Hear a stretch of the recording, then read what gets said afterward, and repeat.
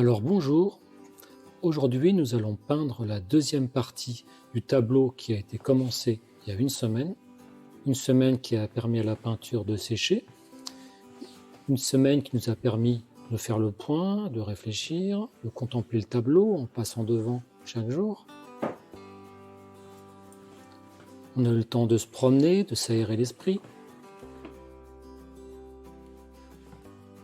L'intérêt de la première couche, ça a été de poser les valeurs, les formes et les couleurs. Dans cette deuxième couche, on n'aura plus qu'à ajuster les couleurs, les formes et les valeurs. En une seule séance, un paysage, c'est quand même très dur. Mieux vaut diviser les difficultés en deux phases. C'est beaucoup plus simple. On peut arriver en une séance à faire un paysage, mais je pense que le résultat, c'est plutôt impressionniste. Si on veut vraiment faire un paysage abouti, il faut 2 séances. 1h30 chacune, minimum. Ensuite, ça dépend le format. Là, c'est un format A3. Mais forcément, si on fait des tableaux plus grands, il faudra multiplier le nombre de séances. En haut à droite, on affiche le modèle.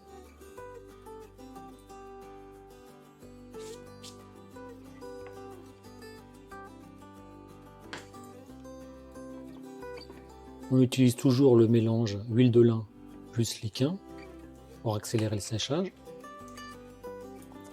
C'est une alternative quasiment non toxique à l'huile de lin plus térébenthine ou l'huile de lin essence de pétrole. On observe attentivement notre modèle. On essaye de repérer les valeurs, les bonnes couleurs. On commence à faire les nuages, les parties éclairées des nuages.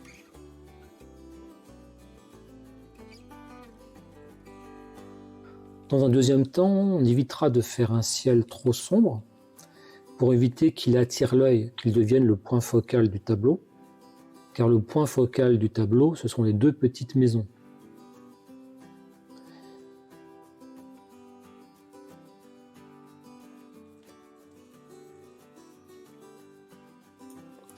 La couleur du ciel, c'est jamais du bleu et du blanc. Il y a toujours un petit peu de rouge dedans. À moins d'habiter sous les tropiques, on n'aura jamais un ciel turquoise. Dans un deuxième temps, pour éviter là aussi d'attirer l'œil, on va éviter de faire un ciel turquoise.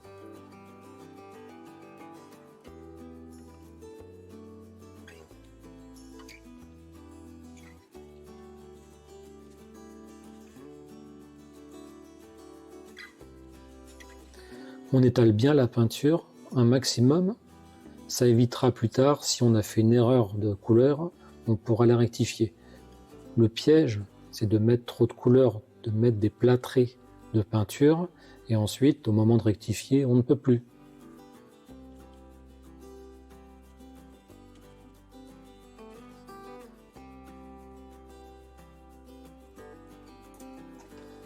Maintenant, on va attaquer les montagnes. Je mets une première touche. Et ça, c'est l'intérêt d'avoir fait une première couche. C'est que je m'aperçois tout de suite que la touche de pinceau que je viens de mettre, elle est beaucoup trop foncée. Donc je rectifie, je fais un bleu-gris bien plus clair et je corrige.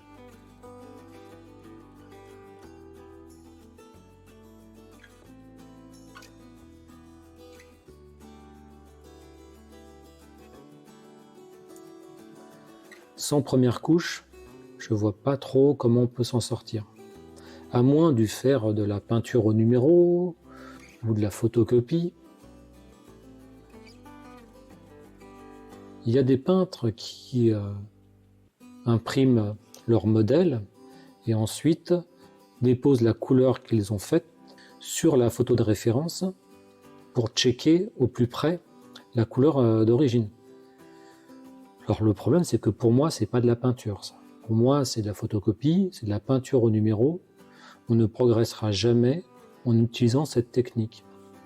Même s'il y a des peintres, des grands peintres sur Internet qui utilisent cette technique, Alors que tout l'art de la peinture, c'est de comparer avec le modèle en permanence pour voir si on est juste.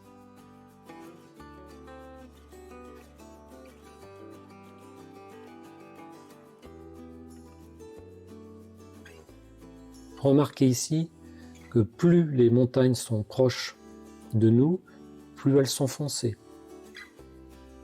Et plus elles sont éloignées, plus elles sont claires, plus elles perdent de leur saturation. C'est l'atmosphère qui fait cet effet-là. Donc bien respecter l'éloignement des montagnes.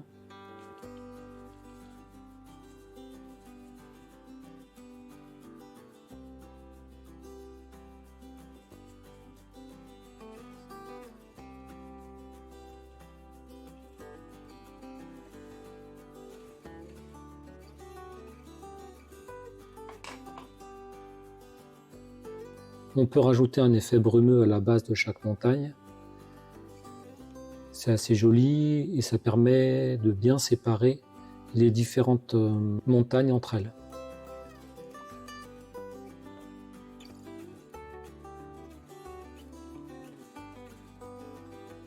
On va peindre la prairie qui est devant. Ce qu'on va faire, c'est qu'on va la peindre légèrement plus foncée que le modèle. Ça nous permettra plus tard, avec des touches de pinceau, de faire les touffes d'herbe, les imperfections de la prairie, avec une couleur légèrement plus claire, qui se détachera bien du fond, qui sera plus foncé.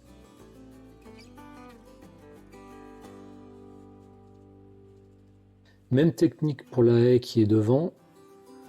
On peint d'abord la zone la plus sombre, et ensuite on rajoutera les feuillages, les zones les plus claires, en tapotant avec le pinceau sur la toile. Là, comme on a dit tout à l'heure, on rajoute les touffes d'herbe avec une couleur plus claire.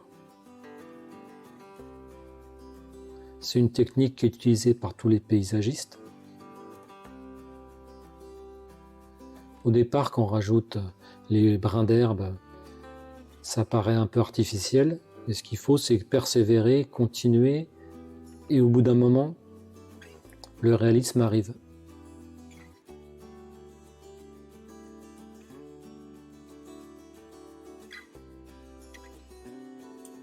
Le pinceau que j'utilise, c'est un pinceau qui a 3 pointes. On peut le tailler nous-mêmes avec une paire de ciseaux à partir d'un pinceau plat.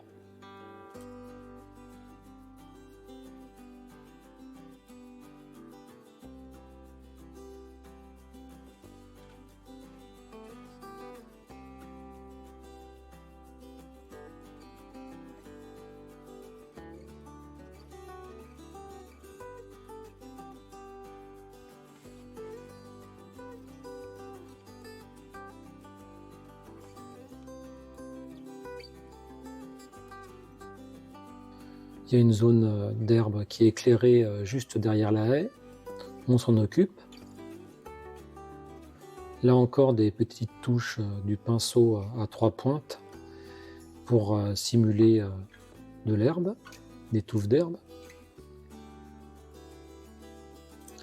Toujours éviter d'aligner les touffes d'herbe pour que ça fasse un effet naturel.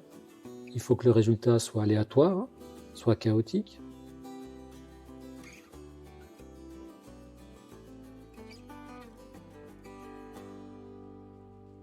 Si possible, on peut même alterner en faisant des touffes d'herbe de couleurs différentes. Là, je fais des touffes d'herbe légèrement marron.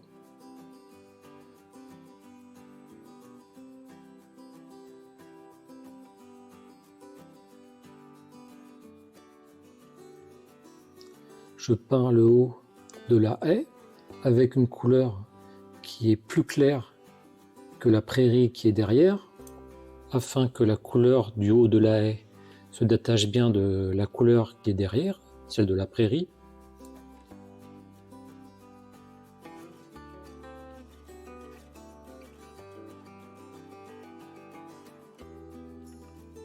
Dans la partie très foncée, la partie en contre-jour, il y a du relief, il faut le faire.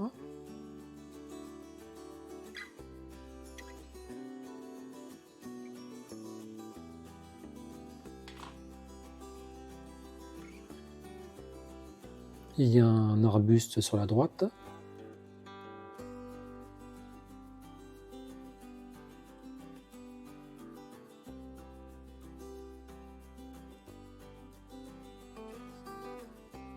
Un autre qui est à côté. D'abord la couleur sombre. Et ensuite, je ferai le feuillage en plus clair. Je fais le pourtour d'un arbuste qui est sur la gauche, qui a des branches assez allongées. À ce stade, le tableau est déjà bien avancé. On peut faire une pause, boire un thé, se détendre et réfléchir à la suite.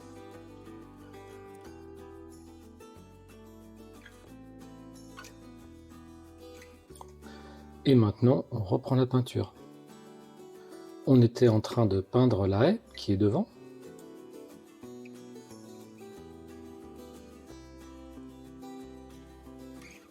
Je peins cette grande zone d'ombre.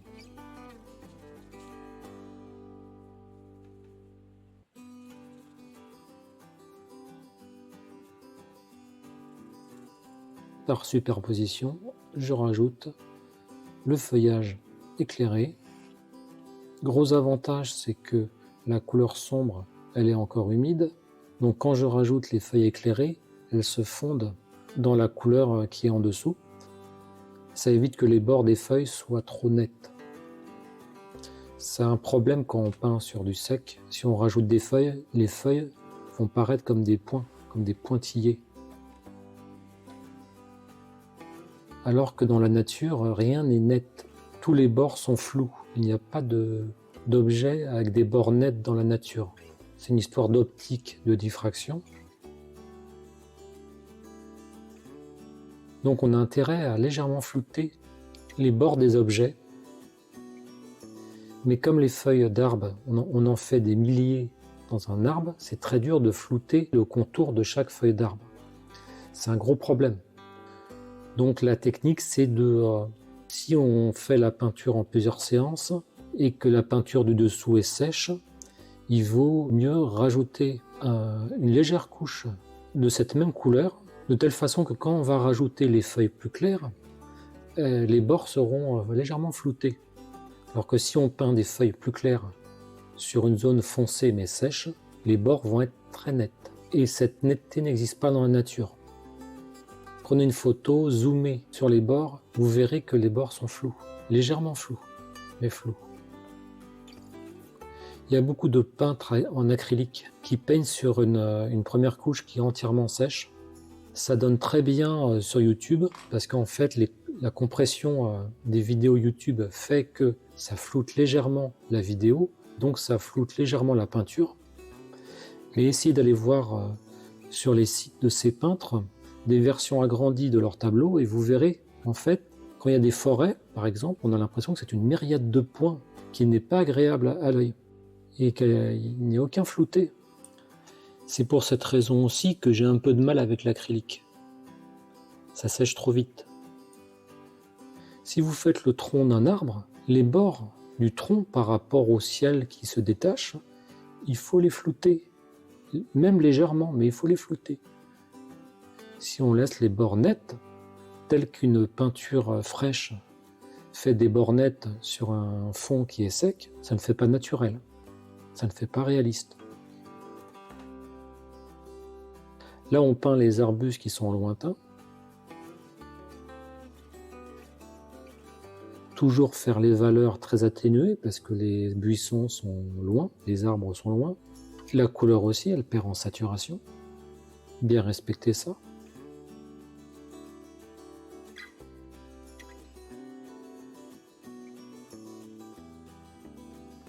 On peint la maison. Par rapport à l'ensemble de la toile, je m'aperçois que les murs de la maison sont beaucoup trop clairs, donc je rectifie. C'est l'avantage de la première couche. La première couche, c'est une première approche de la couleur, de la valeur et de la forme. D'autant plus qu'il y a un léger contre-jour au niveau de la façade des bâtiments. Le soleil semble être situé au fond à gauche, légèrement derrière les maisons, Donc en fait, elles sont en contre-jour, donc les façades ne pouvaient pas être aussi claires.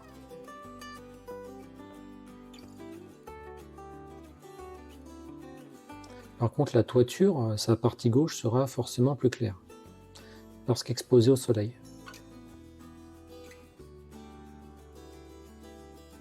Je fais les fenêtres, la porte.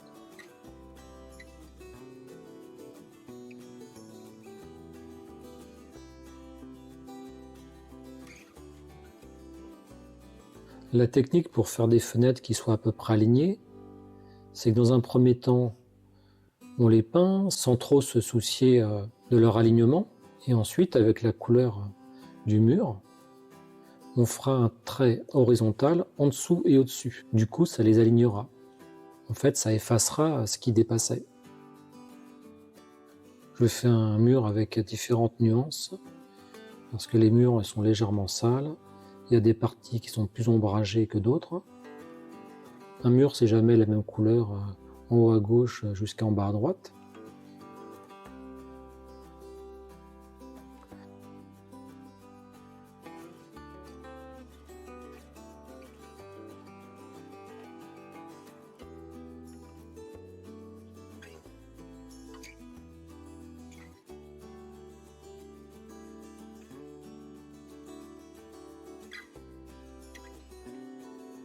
Là, il y a un petit buisson qui est caché sur la partie gauche de la maison. Je fais sa couleur la plus foncée et je rajouterai les feuilles plus claires par-dessus.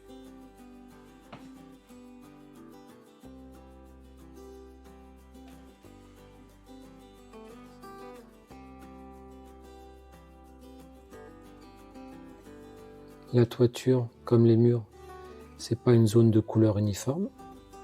Il y a des nuances, suivant l'exposition au soleil.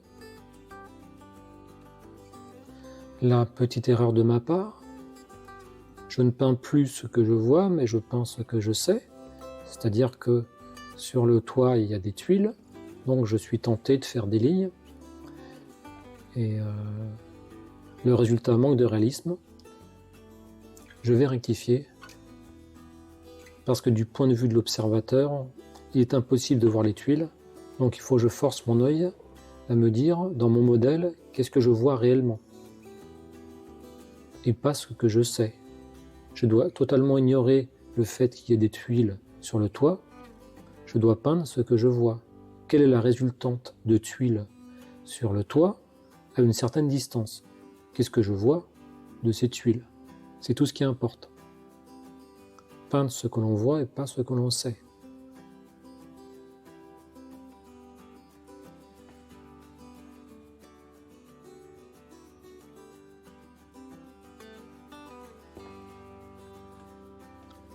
Remarquez que j'ai fait les maisons bien plus hautes et bien plus grandes que le modèle,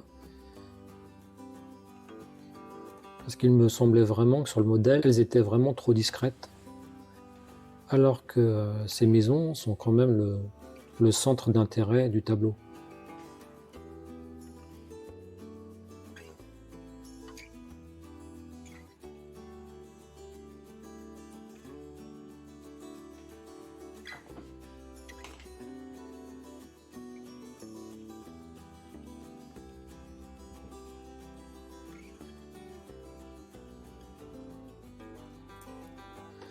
Voilà, globalement, on arrive sur la fin du tableau. On a passé à peu près 1h30. Donc au total, 3 heures. 1h30 pour la première couche, 1h30 pour la seconde. C'est donc un paysage en format A3. Un sujet relativement simple. Même si ça paraît complexe, malgré tout, c'est simple. C'est simple parce que les arbres et la végétation est lointaine. Donc on peut la simplifier. Le plus compliqué dans un paysage, c'est faire notamment des arbres de près. Ce qui nous oblige à faire feuille à feuille la totalité du feuillage.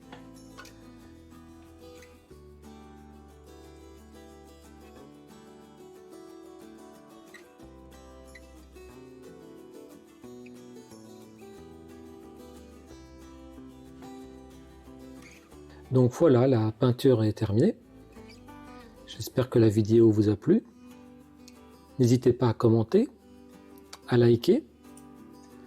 Et je vous dis à la prochaine peinture, qui sera sûrement une pomme, mais en couleur cette fois-ci, et en 2 étapes, comme le paysage.